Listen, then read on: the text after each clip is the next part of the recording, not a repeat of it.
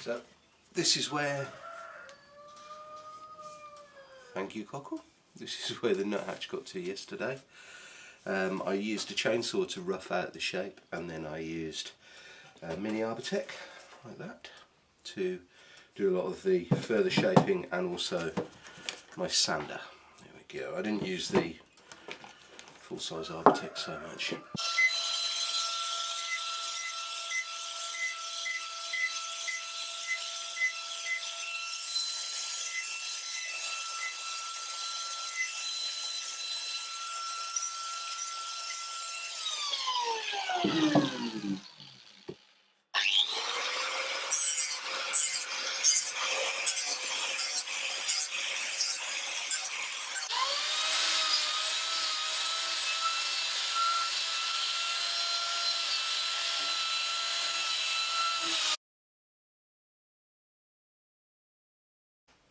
Last night I spent a bit of time carving the beak for the nuthatch. This is a piece of bog oak, and the tree was dug up from about 6 feet below the surface, so this must have been buried thousands of years ago.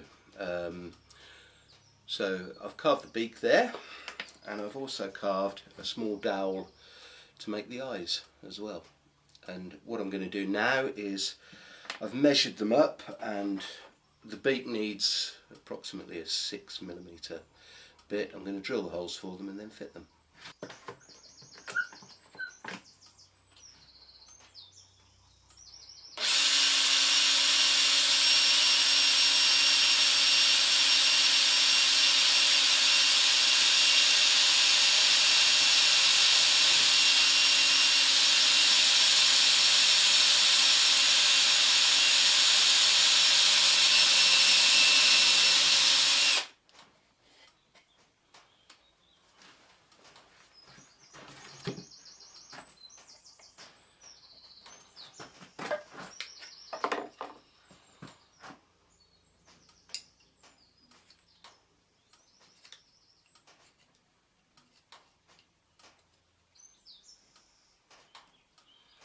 And I'll just keep shaving this down until it fits.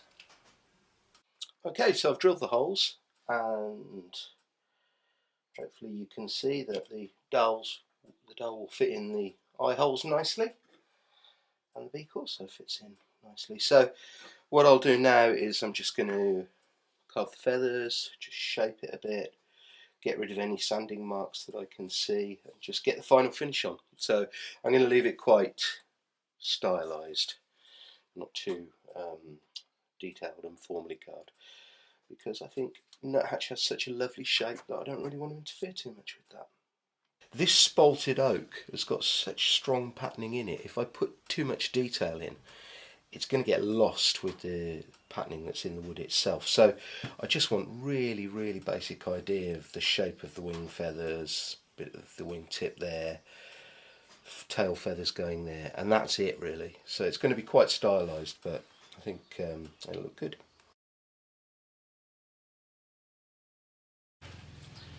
Here we go. I've carved the wing shapes in. Hopefully see there, you've got the coverts, you've got the flight feathers at the end there, and you've got the tail feathers. Really simple, really, really basic, so it doesn't detract from the beautiful spalting patterning. I decided to get out the workshop because it's quite dusty in there, and I've finished doing all my power carving. So time to sit down by the lake and do a bit of hand sanding just to finish it off. There it is, got my sculpture, got my can of cider, got my sandpaper. Gonna do some sanding.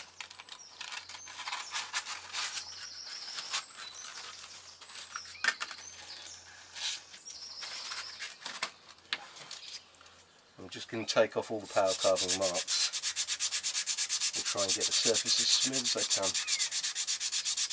Standing with the grain,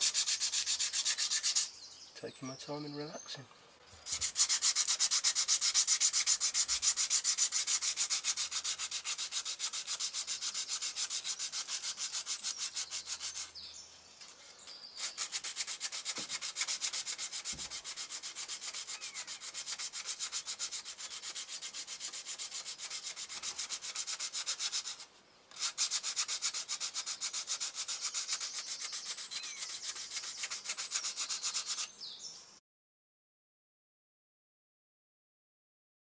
It's time for the next thing, which is going to be fitting the beak.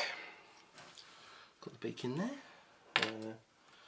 And I'm also going to cut this bit of dowel into 2 pieces and then fix them in for the eyes. So the holes are going to be a little bit deep, so I'll pad them out with sawdust and glue and then fit it in with a nice little rounded finish to the eyes. And then after that, the only thing left to do is to carve in the mask, which is something that nuthatches have, which makes quite a distinctive look. If I just get my book, there we go. So if you have a look at this picture of a nuthatch, you can see there's a dark mask on the face. Now at the moment I'm thinking I'm going to paint that in with black paint. I could use soot and Danish oil, which might be another option. I'll just have a little think about that, but first get the eyes and the beak in. I've actually carved this dowel by hand, but what you could do is get a piece of metal, drill a hole in the metal, and then just shape the piece of wood very, very roughly to size, and then just hammer it through, and you'll make a perfectly shaped dowel.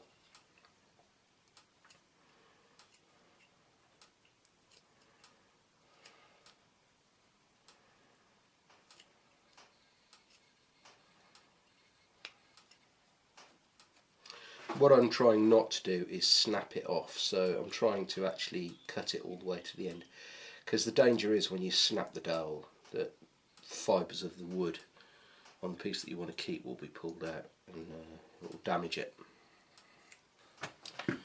I've carved the bog oak dowel into 2 short bits of rod. One end is really rough and that's the end that's going in. The other end is much smoother and slightly rounded, and that's going to be the eye. So let's get them in. First of all, I'm going to just put a good blob of glue in there, and I'm going to get some of this sawdust and I'm going to pack it, because these little bits of dowel are much shorter than the hole that's left for them, and I don't want them completely disappearing under the surface, so I'm going to just pack it all with a bit of glue and then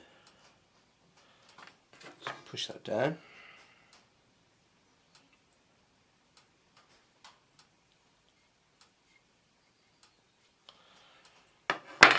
And also the other thing that the glue will do is any bits of gap around the eye, it'll fill them all in nicely with a mix of sawdust and glue. Be a bit darker than the oak would normally be, but it's a nicer finish than having lots of gaps around the bog oak.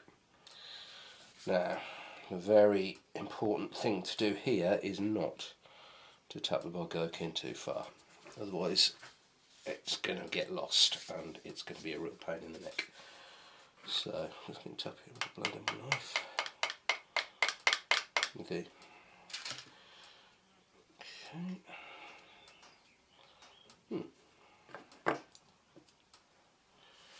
Just pad all the little gaps in the glue.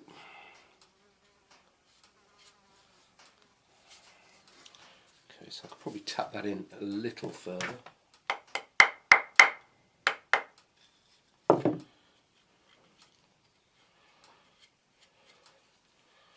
And that looks nice. There you go.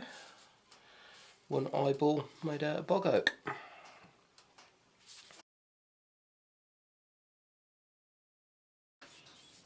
And next I'll just glue in the beak.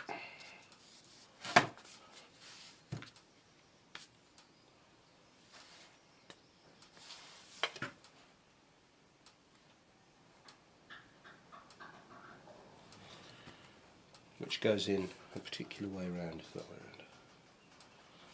Make sure that's all nice and straight. And there you go, one nuthatch with its face.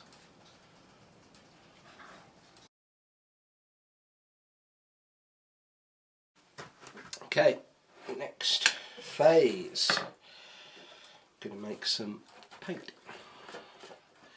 So in here I've got ash from the wood burner. I'm going to pour in a little bit of Danish oil. Give it a good stir.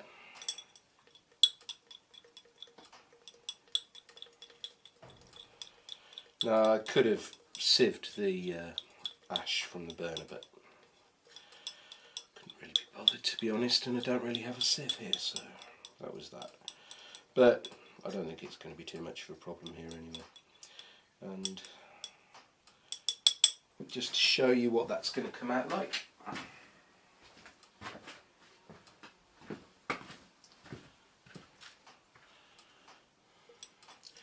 Giving it a good stir. So that's Danish oil with ash. I don't know what parts of each, but when it comes out as reasonably durable black paint. I don't know how durable it would be outdoors, but well, work that out yourselves. Do some tests.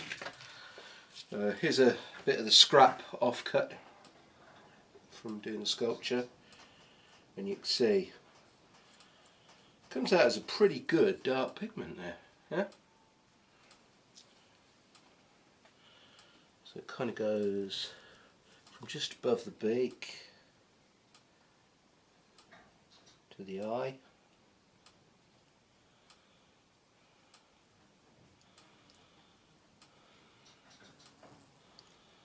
And it kind of goes around there. It gets a bit wider to the end. There we go.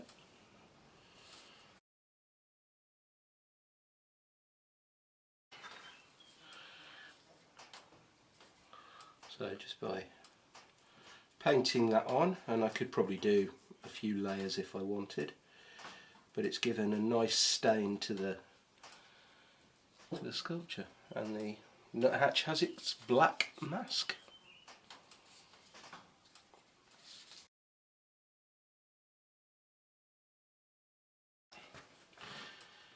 Next thing I want to do is I'm just going to fix a picture hanging bracket onto the back of the nuthatch, because these birds are the only British bird that can run down a tree just as easily as going up it, and so I'm going to put the picture hook on so that the bird can be hung, the sculpture can be hung on the wall like a picture, so it looks like it's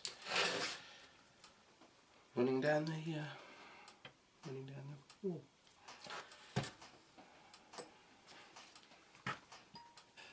I've painted the mask on the nuthatch, I've fixed a little hanger to the back, and all that remains to do now is put some Danish oil on to bring up this beautiful spalting, and then it'll be done.